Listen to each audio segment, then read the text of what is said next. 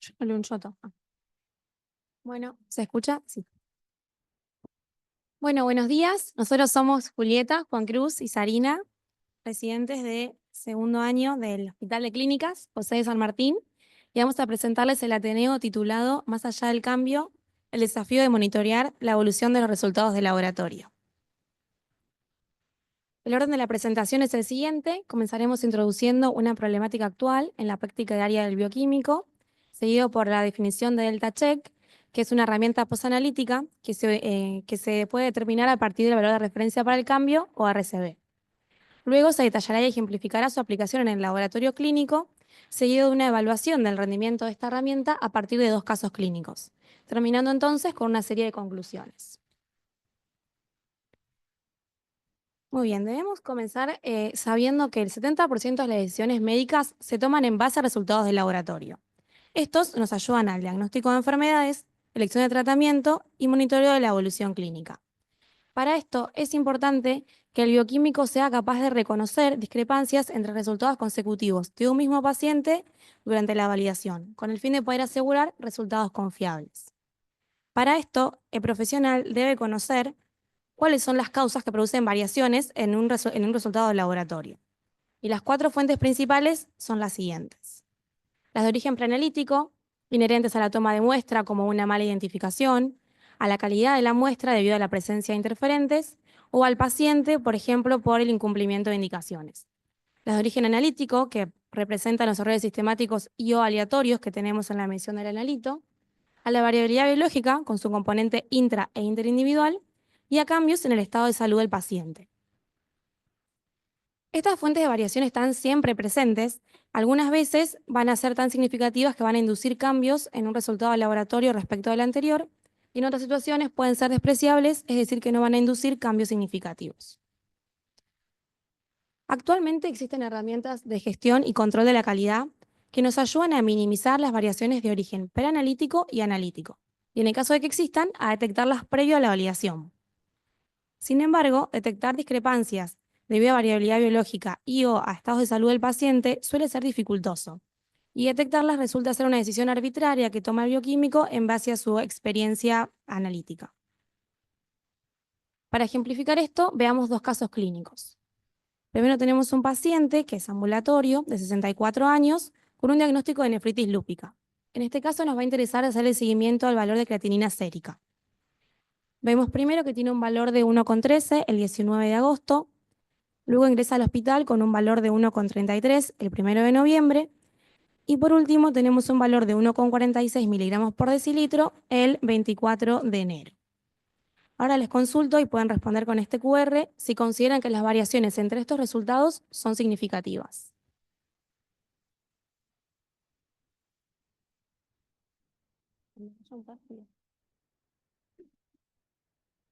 Bueno, digo.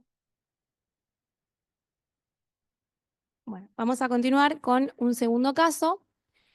En esta situación vamos a presentar a un paciente que está internado, es un masculino de 16 años y su diagnóstico es un tumor testicular en tratamiento.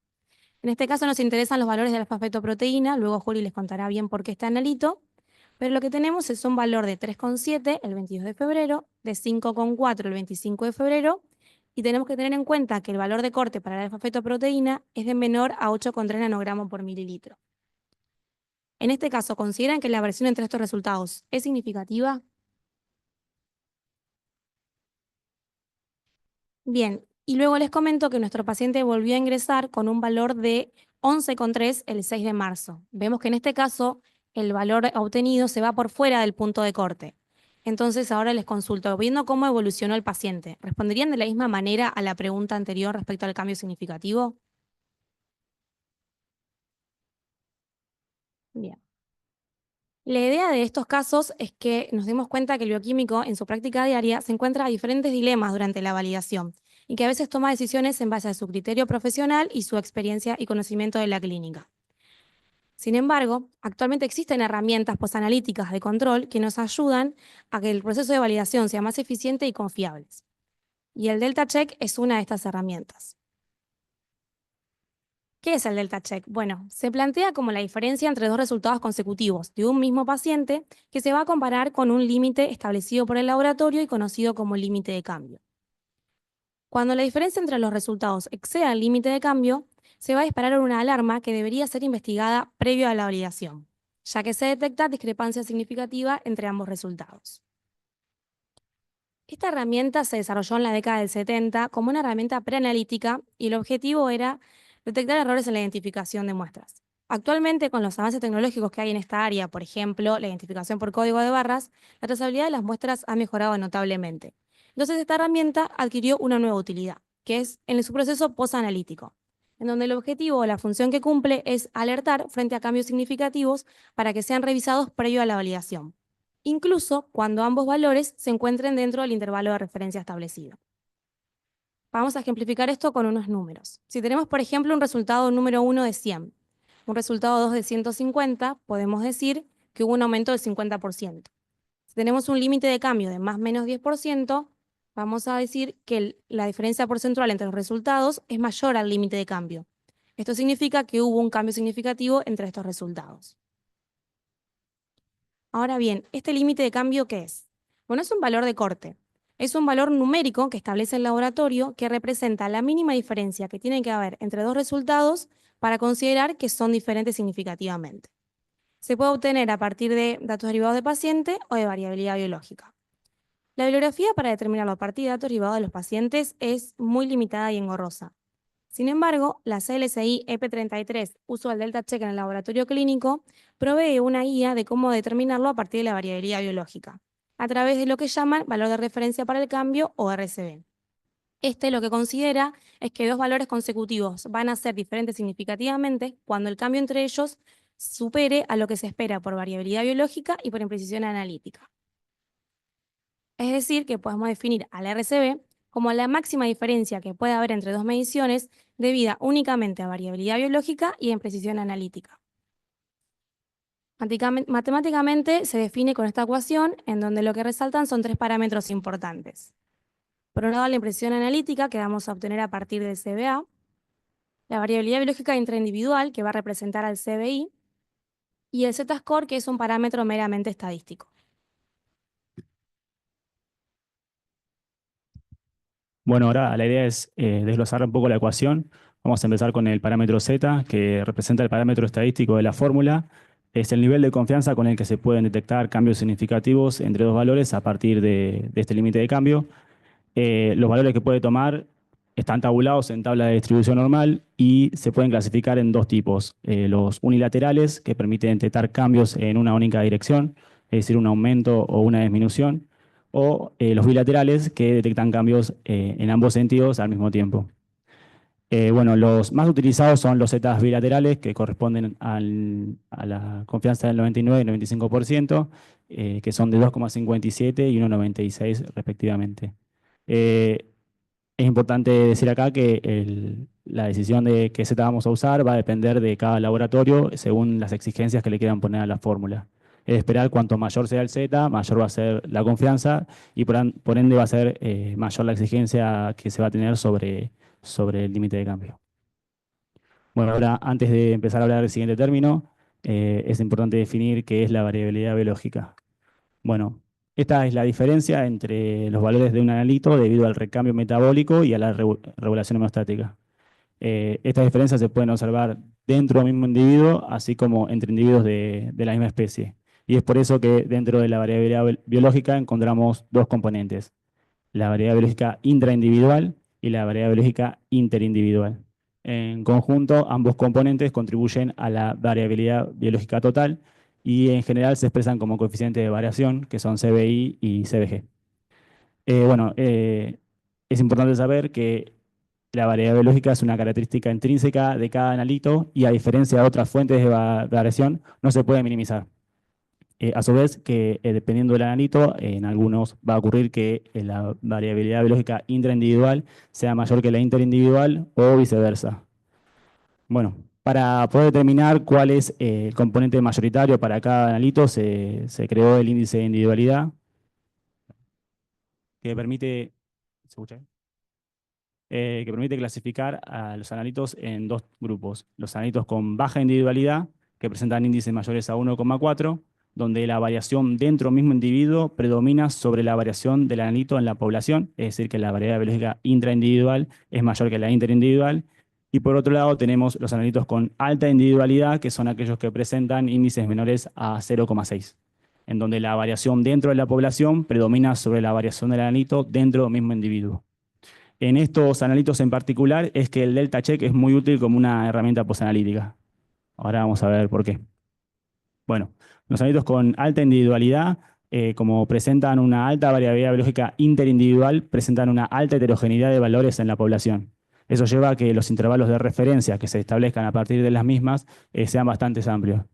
Y esto a la hora de interpretar resultados a partir de los intervalos de referencia puede llevar a riesgos a desestimar cambios significativos, porque probablemente todavía permanezcan dentro del intervalo de referencia.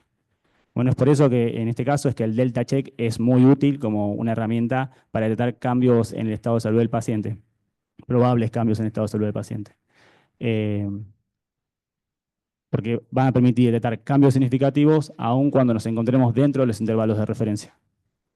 Por otro lado, los analitos con baja individualidad presentan baja heterogeneidad de valores en la población, por esto mismo que decíamos que tenía baja variabilidad biológica interindividual, y por ende tienen intervalos de referencia acotados. O sea que la interpretación de los resultados a partir de intervalos de referencia suele ser todavía útil porque los cambios significativos probablemente produzcan que los valores caigan fuera del intervalo de referencia. Bueno, entonces parece obvio que en las magnitudes con fuerte individualidad podría ser muy útil para el personal médico saber si existen diferencias clínicamente significativas entre el último y el anterior resultado del paciente que limitarse a saber si el resultado está fuera o dentro del intervalo de referencia poblacional. Bueno, ahora sí vamos a ver este parámetro aplicado a la fórmula. Bueno, como es de esperarse por lo que estaba explicando, va a variar según la población en estudio y para aplicarlo en la fórmula del límite de cambio se puede calcular o bien obtenerse a partir de fuentes bibliográficas internacionales. Las más utilizadas son la de FLM y de Westgard, que tienen como ventaja que son de fácil acceso y que están en constante actualización.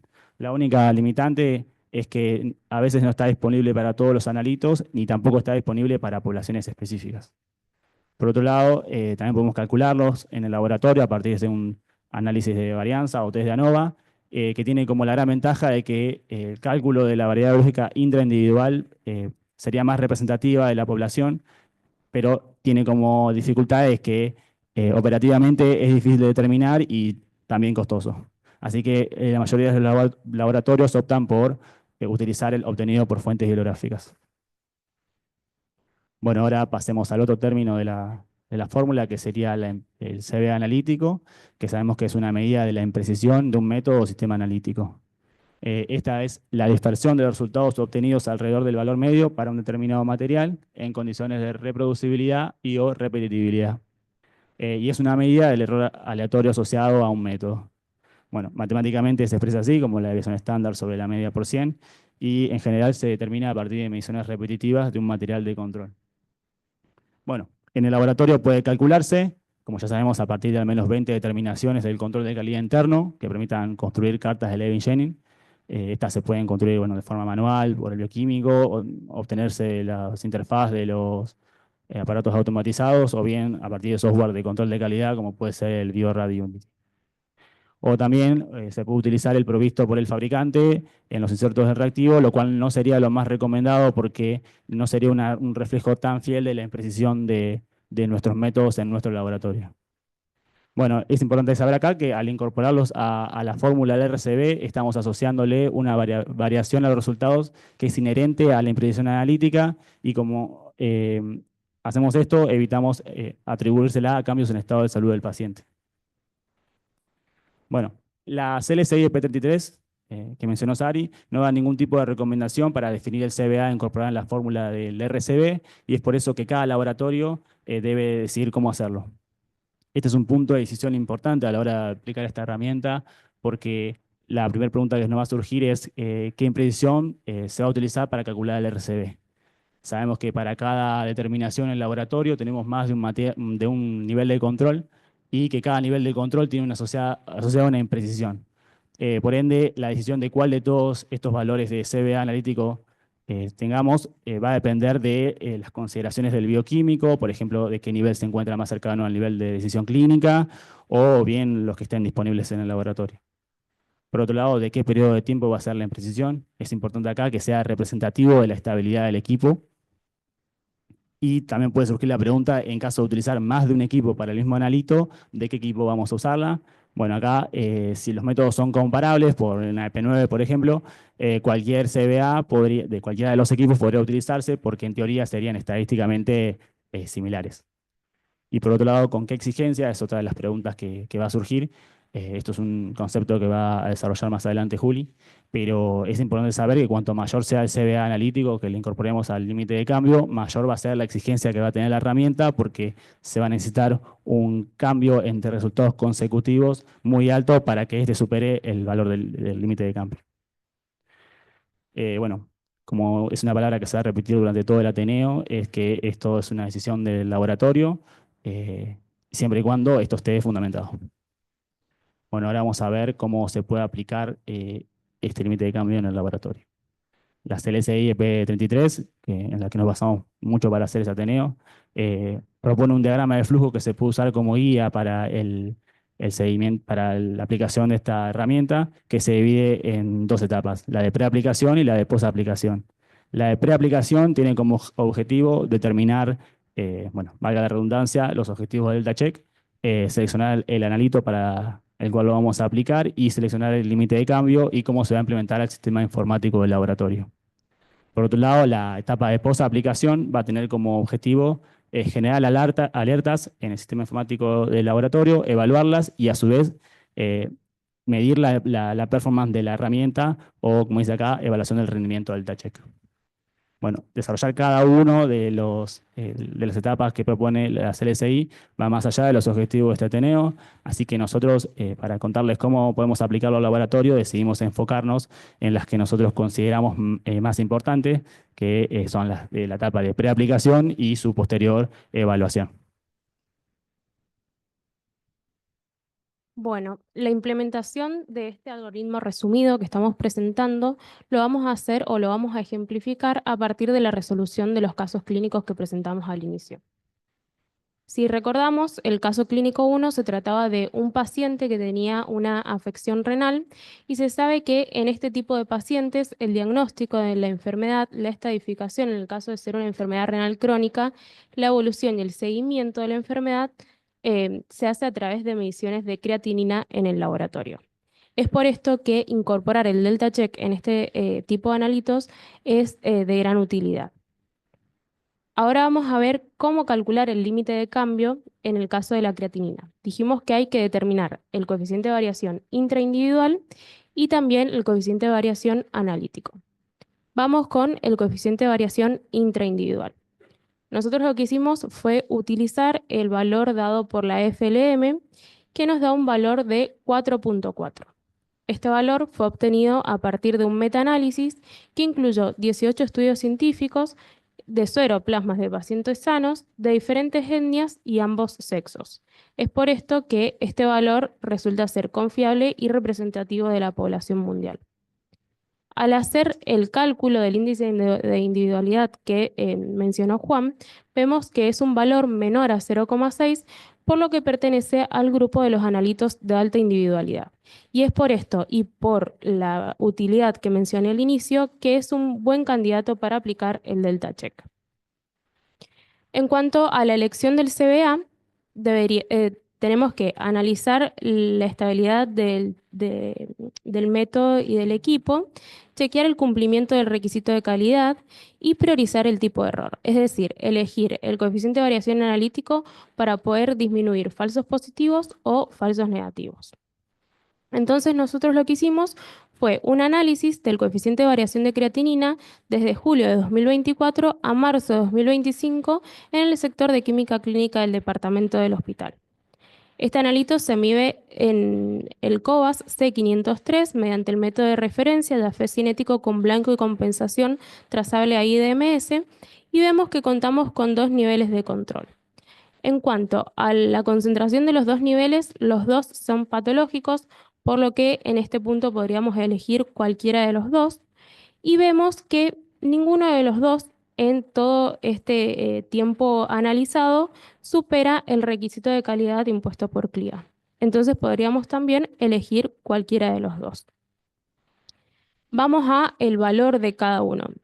El asociado al nivel 1 es de 2.23 y el asociado al nivel 2 es de 1.45. Entonces, si vemos la ecuación del límite del cambio calculado por RCB, el CBA es proporcional al RCB, al límite de cambio. Entonces, si elegimos el de mayor valor, el límite también va a ser más alto. Es decir, se va a necesitar una diferencia porcentual más grande para poder superar ese límite. Es decir, en este caso aumentarían los falsos negativos, es decir, el riesgo de considerar no significativos cambios que clínicamente sí lo son. Por el otro lado, si consideramos el coeficiente de variación analítica menor, el límite será menor y por ende una diferencia porcentual estrecha va a superar fácilmente a ese límite. Aumentan entonces los falsos positivos, lo que quiere decir que aumenta el riesgo de considerar significativos cambios que clínicamente no lo son. Entonces, ¿cómo las variaciones de los valores de creatinina sérica pueden ser determinantes para iniciar o ajustar un tratamiento? Nos pareció en este caso más importante reducir los falsos negativos para no desestimar cambios que son significativos. Elegimos entonces para el cálculo del límite el asociado al nivel 2, que es de 1.45. Entonces, con los valores aportados, se calcula mediante la ecuación del RCB el límite y nos da 12.8%. Ahora vamos a ver cómo se aplica esto a los casos presentados. El primer valor es de 1.13 y el segundo de 1.33. Si se saca la diferencia porcentual entre los resultados, vemos que existe un aumento de casi el 18%. Si se compara con el RCB, es decir, con el límite, este valor es mayor al límite del cambio y por ende existe una diferencia significativa entre estos valores. Esto quiere decir que la diferencia se da no solamente por la variabilidad biológica y por la imprecisión, sino que existe un probable cambio en el estado de salud del paciente. En el segundo caso, que es de 1.33 a 1.46, vemos que existe una diferencia de 9.8%. Esto es menor al límite de cambio calculado y por ende la diferencia es no significativa. El cambio que hubo entre ambos resultados consecutivos son solamente por variabilidad biológica e imprecisión analítica. Vamos con la resolución del caso clínico 2. Era un paciente que tenía un tumor testicular y en este tipo de pacientes el seguimiento se hace por alfa-fetoproteína, que es una proteína sintetizada en hígado fetal. En este tipo de pacientes, como en aquellos que tienen también cáncer de ovario y hepatocarcinoma, se mide la alfa-fetoproteína para ayudar al diagnóstico y para su seguimiento. Y es por esto y porque también pertenece a los analitos de alta individualidad que también es un buen candidato para aplicar el delta check. Ahora veamos el mismo análisis, pero en este caso vamos a ver en primer lugar la determinación del coeficiente de variación analítica. Se determina en el laboratorio de endocrinología por cobas E411, por electroquimioluminiscencia y contamos con 3 niveles de control. Como vemos, los 3 niveles de control se encuentran por encima del punto de corte, entonces ante este punto estaríamos en igual de condiciones para su elección. Y cuando quisimos hacer el análisis en el tiempo, digamos, de la estabilidad, nos fue dificultoso porque es una determinación que se hace semanal en el laboratorio y por ende a veces en un mes no teníamos más de 4 puntos. Entonces lo que hicimos fue utilizar el coeficiente de variación analítica mayor, ya que de lo contrario la mayoría de las alarmas que nos iban a saltar iban a ser por imprecisión y no por cambios en el estado de salud del paciente. Ahora vamos con la determinación del coeficiente de variación intraindividual. Acá tenemos dos situaciones. Lo común sería ir a las fuentes bibliográficas, entonces nosotros presentamos en este caso el valor dado por la FLM, que es de 4.6, pero vemos que se obtuvo a partir de un metaanálisis que incluyó solamente 2 estudios científicos de pacientes sanos y limitadas a la población europea y turca. Por lo tanto, es un valor muy poco representativo. Dijimos también que este valor se puede calcular en el laboratorio, entonces buscamos un trabajo en donde calculaban la variabilidad biológica a partir de pacientes con cáncer testicular en estado sin evidencia recidiva y obtuvieron un valor de 12.4. Sin embargo, este valor, por más de que sea más representativo de nuestra población oncológica, sigue siendo poco representativo de la población porque se calculó a partir de solo 28 pacientes. Entonces, cuando nosotros vamos a elegir este valor, tenemos que tratar de definir el objetivo del límite del cambio, si es aplicado a población sana o a población oncológica, y en el primer caso utilizar el primer valor y en el segundo el segundo valor, el calculado a partir de población oncológica. Hicimos el cálculo del límite del cambio por RCB con ambos valores y obtuvimos un valor de 23.3 en el caso de aquel calculado a partir del coeficiente de variación intraindividual dado por la FLM y de 39.5 el calculado a partir de la población oncológica. Ahora veamos aplicado a nuestro paciente. El primer caso es de 3.7 a 5.4, ambos por dentro o por debajo del punto de corte. La diferencia porcentual fue de 45.9% y vemos que este valor es mayor al límite del cambio tanto calculado con una fuente como con la otra. Entonces la diferencia es significativa. En el siguiente caso, el valor va de 5.4 a 11.3. Se calcula la diferencia porcentual entre ambos valores y nos da que es de 109.2%. También valor que es mayor al límite del cambio calculado con ambas fuentes. La diferencia entonces es significativa. La mayoría respondió bien. Bueno, y eso es verdad. Esto es importante ver de que en los dos primeros valores, los dos se encuentran por debajo del punto de corte y aún así es una diferencia significativa. Y ya en el segundo caso, quizás en la validación es un poco más fácil porque uno está por debajo y el otro por encima del punto de corte. Bueno, y por último, si bien esto no pertenece a, o sea, es una de las últimas partes de del diagrama de flujo de la parte de la aplicación y es una parte que se encarga principalmente sistemas o el personal de la aplicación del laboratorio, es importante la integración del delta check al LIS porque va a ser el que nos va a alertar sobre estas alarmas. Y aún más importante en aquellos laboratorios en donde se procesa una gran cantidad de muestras para aplicar la autovalidación, entonces que el bioquímico debe intervenir en aquellos casos en donde la alarma salta a través del LIS. Muy bien, ahora pasamos a la parte de evaluar el rendimiento de nuestra herramienta en el laboratorio. En este caso vamos a hablar de validación como una definición de comprobar que el RCB detecta los cambios en resultados del laboratorio que realmente corresponden con cambios en el estado de salud del paciente. Para esto debemos demostrar una correlación entre justamente los cambios detectados como significativos y cambios clínicos en un grupo de N pacientes. Como podrán imaginar, cuanto mayor sea el N de nuestra población en estudio, mayor será el valor estadístico con el cual podremos validar esta herramienta. Para esto podemos ayudarnos con historia clínica de los pacientes, con otros resultados del laboratorio disponibles en el LIS o con la comunicación con el personal médico.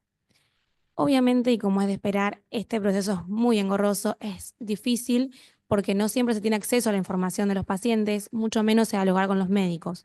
Sin embargo, no deja de ser muy importante que haya algún tipo o algún intento de evaluar la herramienta pre-aplicación en el laboratorio para evitar una alta tasa de falsos positivos y falsos negativos, siempre dentro de las posibilidades del laboratorio. Nosotros vamos a hacerlo a partir de los casos clínicos que presentamos. Primero teníamos nuestro paciente con afección renal, en el cual aplicamos el delta check a la nitocreatinina sérica y vimos que había cambios significativos en los valores que pasaron de 1,13 a 1,33. Otro analito u otra determinación que se utiliza para evaluar la función renal de los pacientes es el índice de filtrado glomerular estimado por CKEPI. Y si vemos, en este caso, en el mismo momento en que nuestro paciente tuvo un cambio significativo de aumento de creatinina sérica, tuvo un gran descenso del índice de filtrado glomerular, mayor a 10 mililitros minuto. Esto nos habla de que el paciente está sufriendo o está en un proceso de progresión de su enfermedad renal. Quisimos ahondar un poquito más, pudimos acceder a la historia clínica del paciente y ahí nos enteramos que era un paciente con factores de riesgo y diagnóstico de enfermedad renal crónica, que también había sufrido un trasplante renal, y entonces volvemos a confirmar que en este caso el Delta Check nos permitió detectar un cambio significativo en creatinina sérica que se correspondía con un paciente que tiene afección renal y que estaba en un proceso de progresión de la misma.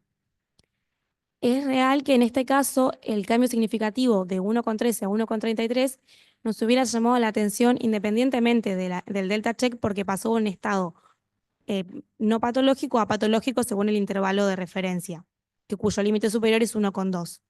Sin embargo, tener la herramienta aplicada al laboratorio nos permite no solo darle más importancia y atención a este cambio, sino asegurarnos de que no se debe ni a precisión analítica ni a variabilidad biológica, y sí poder asociarlo o buscarle una causa en la clínica del paciente. En el caso de la fetoproteína, vemos un poquito mejor reflejado lo que es la función del Delta Check. Vimos que tuvo en este caso cambios significativos tanto de 3,7 a 5,4 como de 5,4 a 11,3. Y como recalcamos ya varias veces, el valor de referencia para la fetoproteína es un punto de corte menor a 8,3. Es decir, que en este caso tuvimos un cambio significativo aún por debajo del intervalo de referencia. Cuando pudimos conocer la historia clínica del paciente, nos enteramos que era un paciente pediátrico que llegó en 2023 con un diagnóstico de tumor germinal en estadio muy avanzado, pudo ser operado, recibió quimioterapia y entró en remisión completa. Sin embargo, a los meses vuelve con una recaída ya metastásica con compromiso abdominal y supraclavicular, y en la actualidad los médicos han clasificado su tumor como refractario al tratamiento.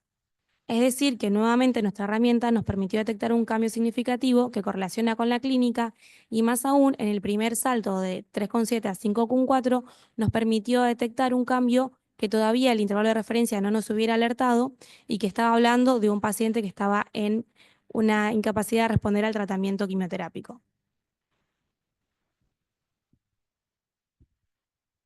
Bueno, ahora para ir finalizando, una pregunta que nos puede surgir una vez que aplicamos esta herramienta al laboratorio es cada cuánto se tiene que hacer el control periódico.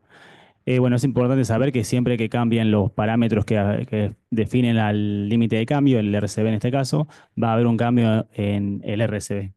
Entonces es importante estar atento a cada cuánto cambia la variabilidad biológica entre individual y el coeficiente de variación analítico.